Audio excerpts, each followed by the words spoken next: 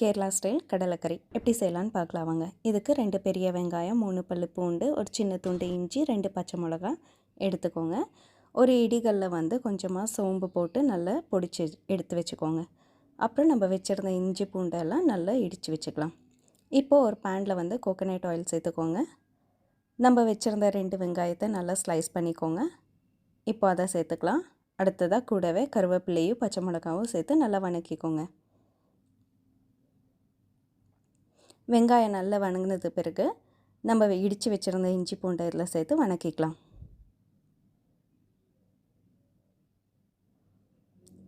அடுத்ததாக ஒரு பெரிய தக்காளி எடுத்து கட் பண்ணி இதில் சேர்த்துக்கலாம்.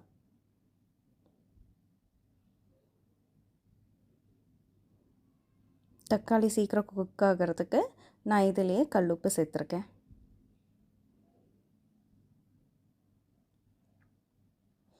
அதுக்கு அடுத்ததாக மஞ்சப்பொடி சேர்த்துக்கலாம்.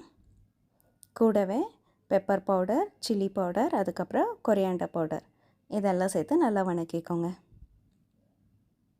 நம்ம போட்ட ஸ்பைசஸ் எல்லாம் குக் ஆகிறதுக்கு நான் கொஞ்சமாக தண்ணி சேர்த்துருக்கேன்.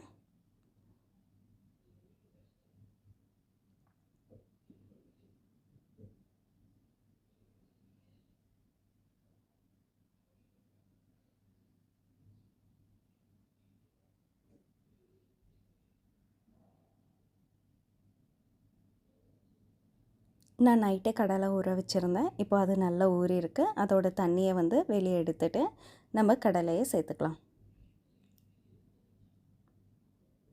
கடலை சேர்த்து நல்லா வணக்கி விட்டுருங்க. இப்போது கடலை குக் ஆகிற அளவுக்கு நம்ம தண்ணி சேர்த்துக்கலாம். இது ஒரு பக்கம் குக் ஆகட்டும். நான் கொஞ்சமாக தேங்காய் எடுத்து அதுலேருந்து அரைச்சி பால் எடுத்து தனியாக எடுத்து வச்சுருக்கேங்க. இப்போ கடலை ஓரளவுக்கு குக் ஆகிருக்கு. இப்போ கொஞ்சமாக கரம் மசாலாவும் நம்ம இடித்து வச்சுருந்த சோம்பு பொடியும் இதில் சேர்த்துக்கலாம். கடலை நல்லா வெந்து வந்ததுக்கப்புறம் நம்ம அரைச்சி வச்சுருந்த தேங்காய் பாலை இதில் சேர்த்துக்கலாம். அவ்வளோதாங்க, நம்ம கடலைக்கறி ரெடி ஆகிடுச்சு. நீங்களும் ட்ரை பண்ணிவிட்டு எப்படி இருக்குன்னு மறக்காமல் கமெண்ட் சொல்லிடுங்க. தேங்க்ஸ் ஃபார் வாட்சிங். பாய்.